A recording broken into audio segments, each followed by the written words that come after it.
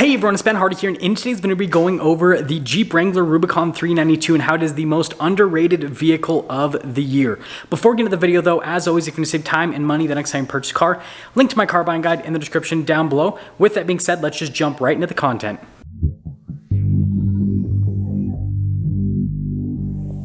Now we're actually going to start this video off by talking about the Gen 3 Ford Raptor, the Ram TRX, and then the imaginary Ford Bronco you guys have to pretend is here because, well, I don't happen to own one.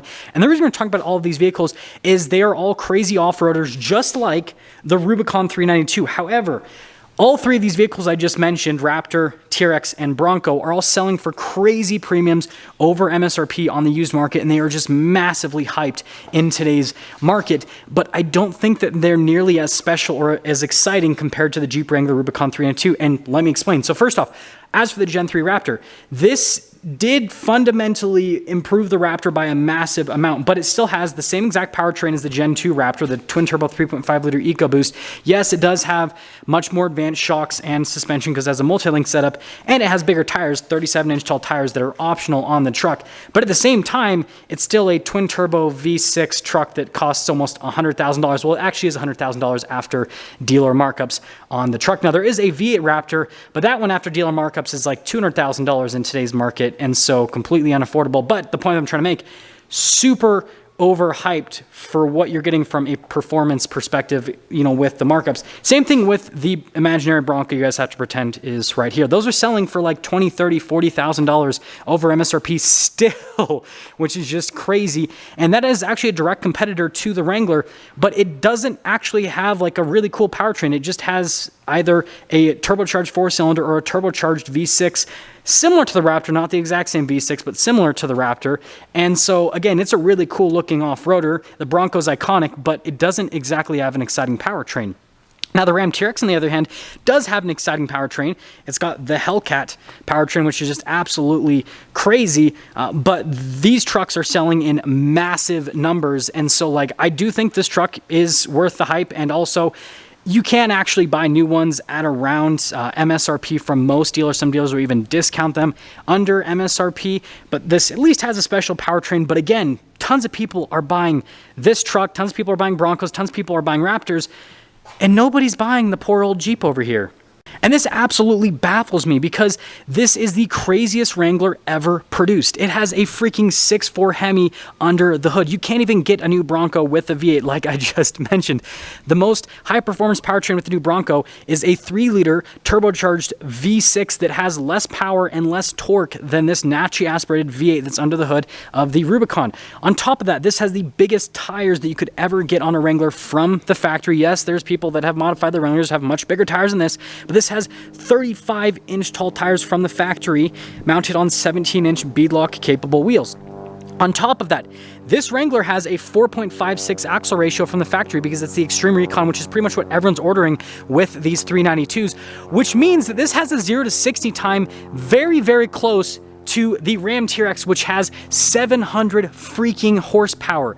And again, this is a Jeep. This isn't a full-size truck. This is a little 4-door Jeep. It is not a massive vehicle whatsoever. And it's just literally crazy. And it seems like nobody cares.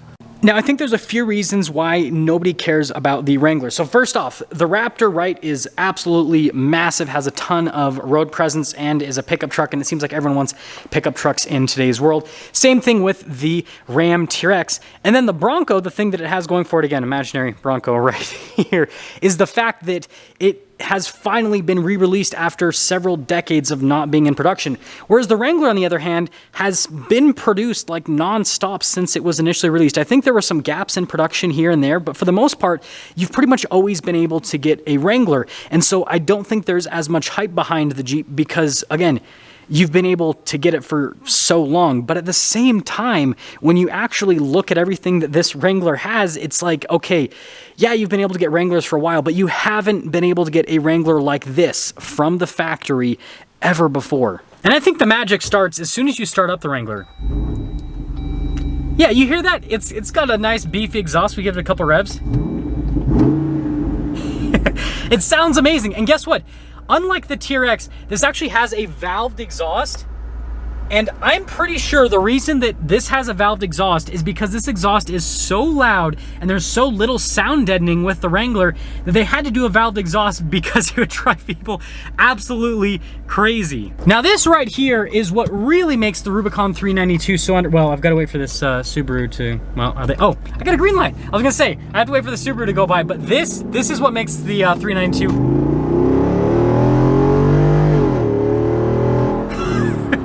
like, it's so fast and it sounds so monstrous. And you guys gotta remember, I am at almost 5,000 feet above sea level.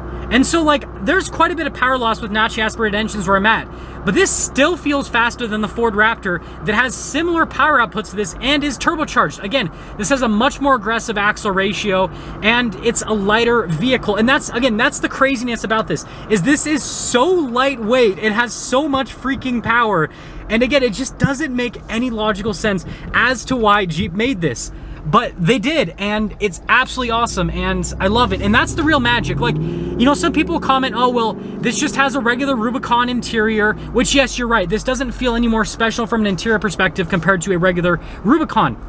Whereas, you know, the Ford Raptor has its own special interior, the Ram TRX has its own special interior, and the Ford Bronco interior, even though, you know, from base format all the way up to fully loaded is pretty similar, still kind of feels special and new because, again, the Bronco hasn't been around for like decades, and so it's exciting, right? The Bronco is very exciting. But at the same time, if you look at things from like a perspective of what we will look back on 20 years from now, then we're gonna look back at this Wrangler and be like, what the heck was Chrysler thinking shoving a 6.4 Hemi under the hood? And yes, I understand aftermarket companies have been doing this with Wranglers for decades now. Well, maybe not decades, maybe decades. I don't know how long they've been doing it for, but a while. I understand that. But this is a factory vehicle, right? Factory vehicle with a full warranty, 6.4 Hemi under the hood. Like, it is absolutely crazy. And this thing is so capable off-road. And there's a lot of Jeep enthusiasts that say that, oh, well, the Rubicon 392 has too much power for off-road use. It's overkill. You don't need it. I understand, but here's the deal. This is the only Wrangler, and I stand by this opinion fully because I've driven every single package on the Wrangler, every single powertrain, including the new 4x8 powertrain, and this is the only Wrangler that you can absolutely have a blast with driving on-road because it's so fast and it has Wrangler dynamics, right? You still have solid front and rear axles on the Wrangler, and so it has that weird tracking all of the road thing, and it's this lightweight tossable vehicle, and it's such an experience to drive. But on top of that, you actually have power and you have sound, and like, this is so exciting to drive on the road. Most Wranglers are so boring to drive on the road because they're slow and they don't feel that good. Whereas this, on the other hand, I have an absolute blast every single time I drive this. Like, I try to like fit this within my daily commute as much as I possibly can because of how fun it is to drive on road. And so you've got that, and then on top of that, it can do just as much off-roading as any other Wrangler. I have taken this off-road like 2 or 3 times now, and it just blows me away at how capable this is from an off-road perspective. So again, this can just do so much stuff on road. You can have an absolute blast with it, and if you want to take it off road, you can literally do high-speed desert runs. Yeah, the solid axle does get in the way a little bit, and the shocks do leave a little bit to be desired, but you know, Wranglers have so much aftermarket support that you could easily get shock upgrades, and you could make this so much more capable than it is already from the factory. But continuing along with my point, like, you can just go on some dirt trails and you can literally, like, you can take this anywhere. This vehicle from the factory, it can go pretty much anywhere, not even struggle. And so like, there's so much utility to this. It's so fun.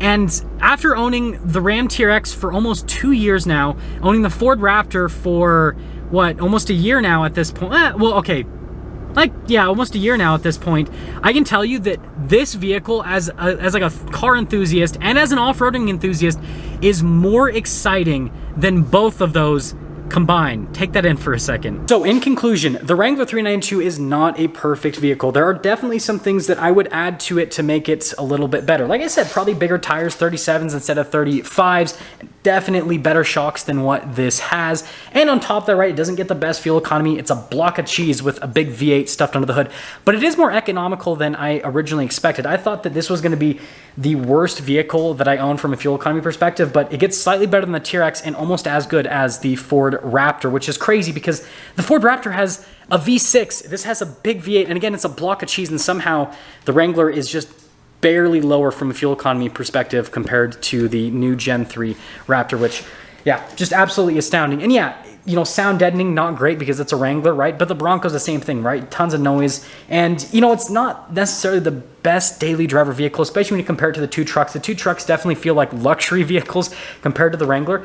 But at the same time, if you're an on-road or off-road enthusiast, or you just want something crazy, the Wrangler provides that. Again, it's this little SUV that has crazy off-road capability, that has a V8 shoved under the hood. It's literally like the craziest vehicle that's been produced this year. And trust me, I reviewed a bunch of crazy vehicles, and I think that stuff like the new Ford Bronco Raptor and obviously all the vehicles that I've talked about in today's video are also insane. Like, it's cool that we have all these different awesome vehicles to choose from, but at the same time, Ram TRXs are selling like crazy. Yes, you can still get a Ram TRX, but you have to wait quite some time for an order to come in.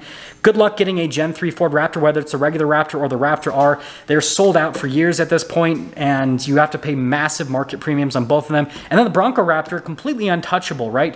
Ford's barely producing any of those as well. And so this vehicle is so attainable. Like, I get it, it's expensive for a Wrangler, but like, you literally can go into like any Jeep dealership and order one of these and get one within a reasonable time period. The TRX, with some dealers, yes, but I've noticed that the wait times on Wranglers have been slightly better than Ram TRXs lately. And I think that, again, it's because there have been more people going and purchasing the TRXs compared to the Wranglers. And I get it, because again, the TRX has a crazy V8 and it's a little bit more practical compared to the Wrangler, but I still stand by my point. This is the most exciting vehicle that I have from a driving experience perspective. And so I think in the next 20 years, people are going to want this way more than they're going to want the Ram TRX and the Gen 3 Raptor, just because, like, think about it. Think about it. V8 block of cheese. What more could you want in life? Now, that's pretty much going to sum things up for today's video, talking about this big V8 powered block of cheese that I absolutely love. And let me know if you guys are now considering purchasing a Rubicon 392 after seeing this video. And with that being said, I will see all of you in that next video.